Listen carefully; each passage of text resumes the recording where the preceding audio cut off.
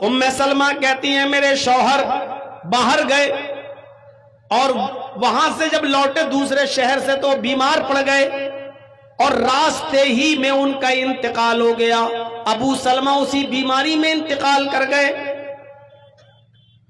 میرے کانوں میں خبر پہنچائی گئی، کوئی دوڑتا ہوا آیا، اس نے مجھے بتایا کہ تمہارے شوہر ابو سلمہ بیمار پڑ گئے تھے راستے میں اور ان کا انتقال ہو گیا۔ میں نے اپنے شوہر کے انتقال کی جب خبر سنی تو میں نے یہی دعا پڑھ لی جو مجھے یاد تھی، انا للہ و انا الیہ راجعون۔ یہی دعا میں نے پڑھ لی، انا للہ و انا الیہ راجعون، اللہم اجرنی فی مصیبتی واخلف لی خیرا منہا۔ پھر مٹی میرے گھر لائی گئی، غسل دیا گیا، کفنایا گیا اور ابو سلمہ کو دفن کر دیا گیا۔ میں عدت میں بیٹھ گئی، عدت کرنے لگی، اور جب بھی مجھے میرے شوہر کی یاد آتی تو میں پھر یہ دعا پڑھ لیتی۔ شوہر کی یاد آتی، یہ ایک غم تھا، تو میں یہ دعا پڑھ لیتی، یہی انا للہ و انا الیہ راجعون، اللہم اجرنی فی مصیبتی واخلف لی خیرا منہا۔ ام سلمہ کہتی ہیں کہ 2-3 مہینے گزر گئے، میں عدت میں تھی۔ ایک دن مجھے شوہر کی یاد آئی تو میں یہ دعا پڑھنے لگی۔ جب میں دعا پڑھنے لگی تو میں اس کے ترجمے پر غور کرنے لگی، اس کی میننگ پر، مفہوم پر غور کرنے لگی۔ میں سوچنے لگی ایسا کیسے ہو سکتا ہے؟ اس دعا کا مطلب تو یہ ہے کہ ہم اللہ کی طرف سے ہیں اور اللہ ہی کی طرف جانا ہے۔ اے اللہ میری مصیبت میں مجھے بہترین بدلہ دے، وَاخْلِفْ لِي خَيْرًا مِّنْهَا، اور جو تو نے مجھ سے چھینا ہے اس سے بہتر بدلہ مجھے دے، بہتر چیز عطا کر۔ ام سلمہ کہتی ہے میں بار بار یہ دعا پڑھتی ہوں کہ اللہ مجھے اس سے بہتر چیز دے جو تو نے مجھ سے چھینی ہے۔ بھلا میرے شوہر سے بہتر کون ہو سکتا ہے؟ میرے شوہر جو مجھ پر جان چھڑکتے تھے، میرے دیوانے تھے، میری ہر پریشانی اور ہر چیز کا خیال رکھتے تھے، میرے شوہر اس دنیا سے انتقال کر گئے اور میں اللہ سے دعا کرتی ہوں کہ اللہ مجھے وہ چیز دے جو میرے شوہر سے بہتر ہو، میرے شوہر سے بہتر چیز دے۔ کیسے ہو سکتا ہے؟ بھلا اس دنیا میں میرے شوہر سے اچھا بھی کوئی ہوگا؟ ایسا کیسے ہو سکتا ہے؟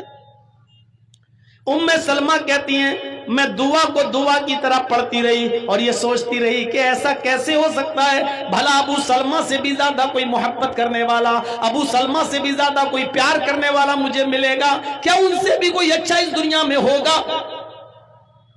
ام سلمہ کہتی ہیں کہ جب میری عدت پوری ہو گئی، 4 مہینے 10 دن، جب میری عدت پوری ہو گئی تو ایک دن میں بکری کے چمڑے کو، بکری کے کھال کو دباغت دے رہی تھی۔ عرب کے اندر یہ کھالے والے بیچی نہیں جاتی تھی، بکری ذبح کی، کھال نکالی، اس کو دباغت دی، اس کو گرم پانی میں ببول ابول ڈال کر اس کو گرم کر کے اس کو صاف کیا، یا تو مشکیزہ بنا لیا جاتا تھا جو پانی کے بھرنے میں کام آتا ہے، یا ڈھول بنا لیا جاتا تھا، یا جائے نماز وغیرہ بنا لی جاتی تھی، اس کو گھر میں استعمال میں لایا جاتا تھا۔ ام سلمہ کہتی ہے کہ میں بکری کے کھل کے چمڑے کو دباغت دے رہی تھی، اچانک میرے دروازے پہ دستک ہوئی، میری عدت ختم ہو گئی، اچانک میرے دروازے پر دستک ہوئی، میں نے جلدی سے ہاتھ دھوئے اور دروازے کی طرف میں آگے بڑھی، میں جلدی سے دروازے کی طرف آگے بڑھی۔ جیسے ہی میں نے دروازہ کھولا تو کیا دیکھتی ہوں کہ میرے سامنے جناب محمد رسول اللہ صلی اللہ علیہ وسلم کھڑے ہیں، میرے سامنے محمد رسول اللہ صلی اللہ علیہ وسلم کھڑے ہیں۔ آپ نے مجھے دیکھا، کہا السلام علیکم، میں نے بھی نبی اکرم کے سلام کا جواب دیا، وعلیکم السلام ورحمت اللہ وبرکاتہ، میں نے بھی نبی کے سلام کا جواب دیا، اور پھر آپ کو گھر میں اندر آنے کی اجازت دی کہ اندر آئیے۔ اے اللہ کے نبی آپ اندر تشریف لائیے۔ اللہ کے نبی جب گھر کے اندر تشریف لائے تو کھجور کے پتوں کی بنی ہوئی چٹائی بچھی ہوئی تھی، اسی چٹائی کے اوپر اللہ کے نبی بیٹھ گئے۔ کتنی بے عزتی ہوتی ہے، عورتیں کہتی ہیں لو صاحب اتنا اچھا گھر بنا لیا، ایک صوفہ نہیں ڈال سکتے ہو؟ باہر کے مہمان آتے ہیں بیچارے، ان کو ٹوٹی پھوٹی کرسیوں پہ بٹھانا پڑتا ہے۔ اللہ کے نبی کھجور کے پتوں کی بنی ہوئی چٹائی کے اوپر بیٹھ گئے. حضرت ام سلمہ کہتی ہیں میرے پاس تکیہ تھا, تکیہ چمڑے کا تکیہ, اس میں کھجور کی چھال بھری ہوئی تھی.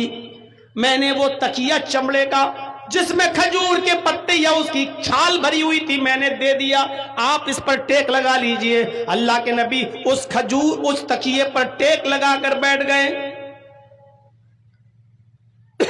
میں نے پوچھا اللہ کے نبی میرے اس غریب خانے پر آنے کا مقصد کیا ہے؟ آپ ہمارے گھر پہ اچانک تشریف لائے, آنے کا مقصد کیا ہے؟ اللہ کے نبی فرماتے ہیں ام سلمہ تمہارے شوہر ابو سلمہ کا انتقال ہو چکا ہے, تم عدت میں تھی اس لیے میں نہیں آیا ملنے, اب تمہاری عدت بھی پوری ہو گئی, اب میں تم سے ملنے کے لیے آیا ہوں. اے ام سلمہ میں تمہارے ساتھ نکاح کرنے کا ارادہ رکھتا ہوں, میں تم سے شادی کرنا چاہتا ہوں, میں تم سے نکاح کرنا چاہتا ہوں. اے ام سلمہ تمہیں اچھی طرح معلوم ہے کہ اس وقت عرب کا مزاج کیا ہے. جس عورت کا شوہر مر جاتا ہے اس عورت کو کتنی تکلیفیں اٹھانا پڑتی ہیں. لوگ اس عورت کو منحوس سمجھتے ہیں کہ دیکھو اپنی زندگی میں اپنا آدمی کھا گئی, اس کی شادی نہیں ہوتی ہے, کوئی نکاح نہیں کرتا اس ڈر سے کہ ایک کو تو شادی کر کے کھا گئی, دوسرا جو اس سے شادی کرے گا وہ بھی مر جائے گا. جس کا شوہر مر جاتا تھا اس عورت کو ڈائن سمجھا جاتا تھا, یہ سمجھا جاتا تھا کہ یہ منحوس عورت ہے جس کی زندگی میں اس کا آدمی مر گیا, تو دوسرا کوئی آدمی اس سے نکاح نہیں کرتا تھا یہ سوچ کر کہ یہ ایک آدمی ڈس چکی دوسرا بھی ڈس لے گی. اے ام سلمہ میں تمہارے ساتھ نکاح کرنا چاہتا ہوں, اگر تمہیں کوئی اعتراض نہ ہو تو تم میرے ساتھ نکاح کر لو. ام سلمہ کا جواب سنو. ام سلمہ کہتی ہیں اللہ کے نبی آپ کسی عورت کو نکاح کا پیغام دیں اور وہ عورت آپ کے پیغام کو ٹھکرا دے, اس سے زیادہ بد نصیب کون ہوگی, اس سے زیادہ بد نصیب عورت کون ہوگی. لیکن یہ سچ ہے کہ آپ سے جو عورت نکاح نہ کرے وہ بد نصیب ہے, لیکن حقیقت یہ ہے کہ میں آپ کے ساتھ نکاح کرنے کی پوزیشن میں نہیں ہوں, میں آپ کے ساتھ نکاح نہیں کر سکتی. دونوں باتیں, تم کہہ رہی ہو کہ آپ کے ساتھ نکاح نہ کرے کوئی عورت تو بد نصیب ہے, اور تم یہ بھی کہہ رہی ہو کہ میں نہیں کر سکتی, یہ کیا بات ہے جبکہ تمہارے شوہر بھی نہیں ہے. کہا کچھ پریشانی ہے, کہا وہ بتاؤ نا, شیئر کرو اپنی پریشانی, اگر دور ہو سکتی ہے تو ٹھیک اور نہیں ہو سکتی ہے تو کوئی بات نہیں, بتاؤ کیا پرابلم ہے تمہیں. پہلی پرابلم, اے اللہ کے نبی پرابلم کئی ہیں. نمبر 1 کہا کیا آپ کی پہلے سے کئی بیویاں موجود ہیں, آپ کی پہلے سے کئی بیویاں موجود ہیں, میں سوکن برداشت نہیں کر سکتی, میری غیرت کسی سوکن کی تو طلاق سننے کی نہیں ہے, میری غیرت برداشت نہیں کر سکتی. کبھی ہمارے اور آپ کے درمیان کوئی معاملہ بگڑتا ہے, ہمارے اور آپ کے درمیان کبھی کسی معاملے میں لے کر بحث ہوگی تو آپ کی بیویوں کو ادھیکار اور حق نہیں ہوگا وہ بیچ میں بولنے. جب ہمارے اور آپ کے بیچ میں کوئی بات ہے تو ہم اور آپ ہی اس کو دور کریں گے. آپ کی کوئی بیوی اگر بیچ میں بولے گی اور مجھ سے لڑے گی تو مجھ سے برداشت نہیں ہوگا, میں ہاتھا پائی پر اتر جاؤں گی, اس لیے کہ میں سوکن برداشت نہیں کر سکتی. میں بہت غیرت مند خاتون ہوں اور میرے ساتھ کئی سوکنے ہوں, یہ کیسے برداشت کر لوں. آپ نے کہا سوکن کا ہونا اچھا نہیں یا سوکن کا مداخلت کرنا بیچ میں بولنا. کہا نہیں, سوکن کا بیچ میں بولنا. جب ہم آپ کی بیوی ہے, کوئی بات ہمارے اور آپ کے درمیان اگر ہوگی تو ہم اور آپ حل کریں گے, آپ کی کوئی دوسری بیوی ہمارے بیچ میں نہیں بولے گی. آپ نے کہا ٹھیک ہے, میں اللہ سے دعا کروں گا اللہ ایسی نوبت ہی نہیں لائے گا کہ کوئی دوسری بیوی ہمارے اور تمہارے بیچ میں بولے.